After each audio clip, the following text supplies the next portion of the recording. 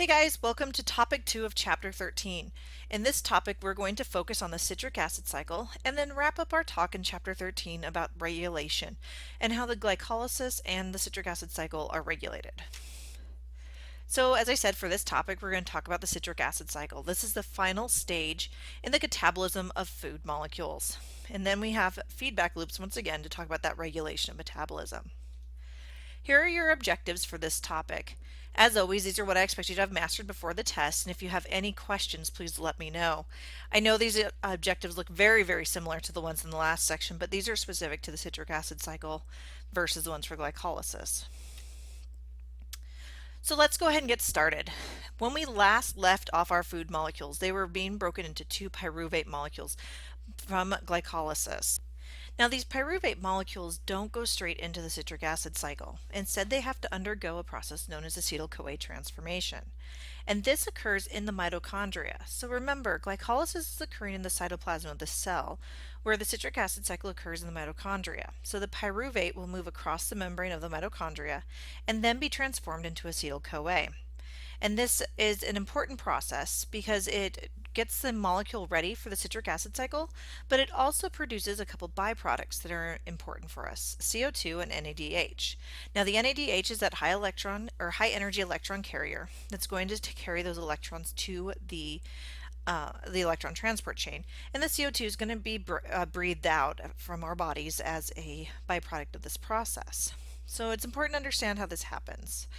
And another aspect of this is it's not just pyruvate that will undergo acetyl-CoA transformation. There are other food molecules and macromolecules that will undergo this process in order to enter the citric acid cycle.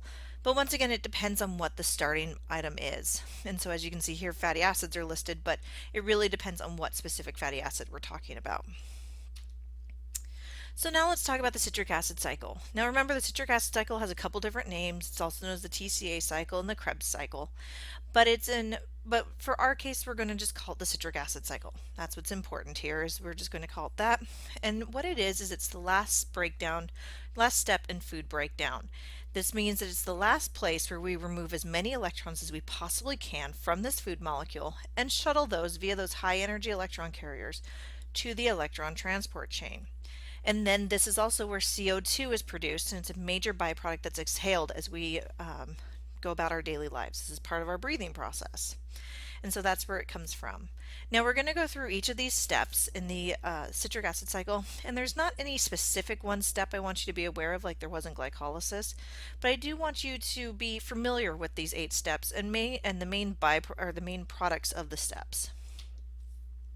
So let's go ahead and get started. In step 1, acetyl-CoA is going to enter that cycle, and it's going to meet this intermediate immediately that's going to be recycled from the previous turn on the citric acid cycle. Now remember, for every glucose molecule, we do the citric acid cycle twice, one for each pyruvate. At this stage, the 2 carbon molecules from the coenzyme A, 2 carbon molecules form 1, and coenzyme A is removed. And this coenzyme A is recycled back for more acetyl-CoA transformations. So this molecule, when we're done with this first step, is citrate. Now in the next step, we're going to do some isomerization. And the whole point of this is to prepare the molecules for us to be able to remove some of these high energy electrons. And so the molecule is going to be shuffled around here in step 2. In step 3, this is where we get some of our first NADH produced. As you can see, because of the isomerization, we've shuffled the molecule around, and now the electrons are more easily prepared to come off of the molecule. We also are going to generate some CO2 from this step. Now in step 4, CoA comes back into the stage, and now this is a process that's very similar to transformation, but what its main goal is to set us up for the oxidation process that's going to occur to allow the generation of that NADH and the CO2 for the next step. In step 5, we have a whole lot of stuff going on here. This is a big step. As you can see, the acetyl-CoA is still there, but the acetyl-CoA is going to now be removed from this process. This is when we generate some energy, and in this case it's going to be GTP. Now we don't talk about GTP too often, but it's a very similar molecule to ATP, just instead of an adenine, it's a guanine. And so it's very important to understand that because sometimes they play different roles, but for our case you just need to know it as energy. We're also going to have some inorganic phosphate enter and some water enter, and this is all part of the process that allows for this formation of the energy and for that acetyl-CoA group to move off.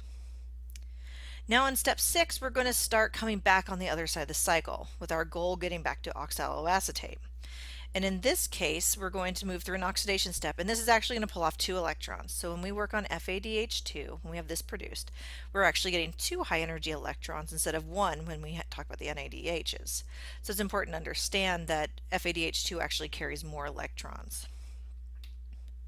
Now in step 7, we're almost back to our original molecule, and we're just going to do a rearrangement here to go from fumarate to malate. And then in step 8, the molecule undergoes its last oxidation. We get that last NADH off, and we create oxaloacetate ready for the next acetyl-CoA to enter the cycle. And this is how the citric acid cycle works. So here's a review of the steps that we just talked about. For each cycle, and remember for each glucose there's 2 cycles, we get 3 NADHs and 1 FADH2. And these molecules are going to carry those high energy electrons to the electron transport chain. We generate 1 molecule of GTP, and CO2 is the major byproduct of this process. And it's since it's called the citric acid cycle, it's a cycle. That's the big key, is it is ready to act again. And remember, this is all occurring in the mitochondria. So we've talked about this a lot, and every time you've learned this in your previous classes, we've followed it up immediately by talking about the electron transport chain and oxidative phosphorylation. This content we're actually going to talk about in the next chapter, so don't worry about that too much right now. We're going to end chapter 13 with the citric acid cycle, but be aware that that NADH and that FADH2 are going to go the electron transport chain so that they can be shuffled back. Now, one important aspect of this is oxygen.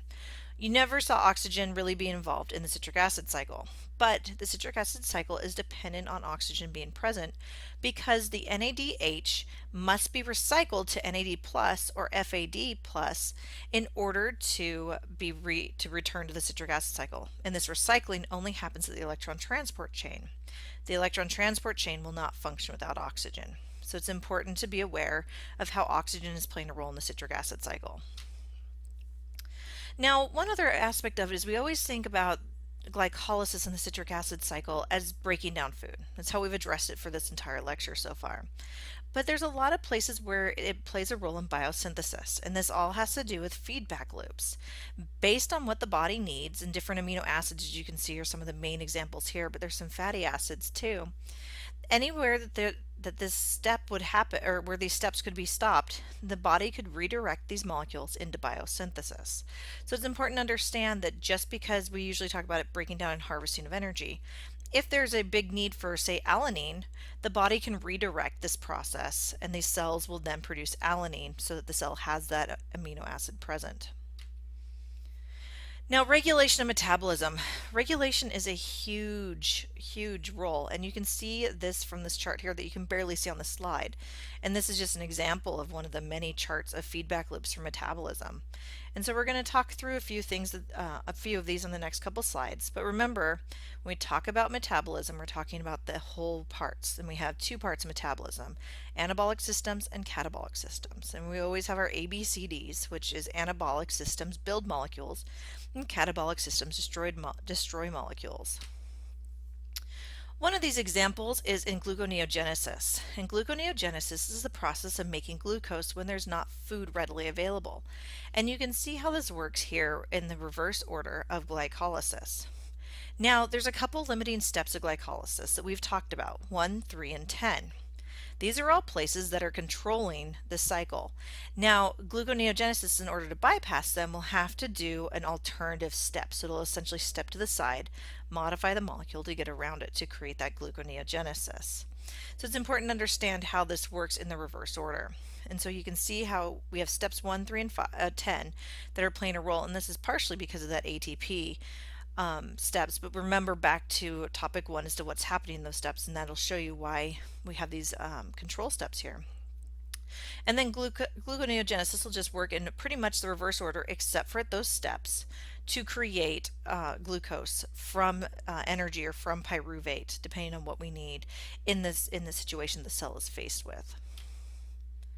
Now, remember, we've talked a lot about sugars, we talked about energy, but what happens when there's an excess amount?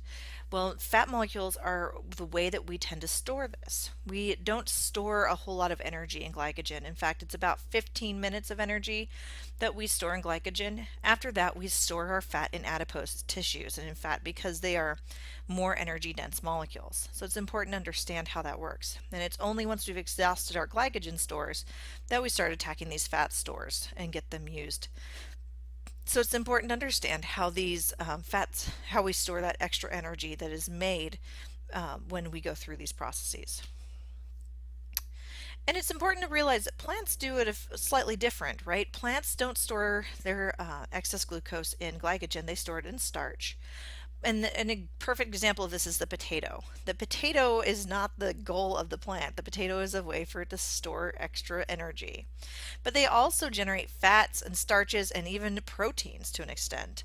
So they can store a whole lot of nutrients in a variety of places, and they store these in seeds and other areas. So just don't forget that plants make a variety of different macromolecules and they store them in a variety of different ways. Because plants need these for when they're growing in the dark, because they can't move around, they have to be able to have much greater nutrient stores than we do as animals. And this is the end of topic 2 for lecture 13. In chapter 14, we're going to go ahead and continue on with the electron transport chain and photosynthesis and talk about these topics a little bit more. Please review the objectives that I've posted for you, and if you have any questions, please let me know.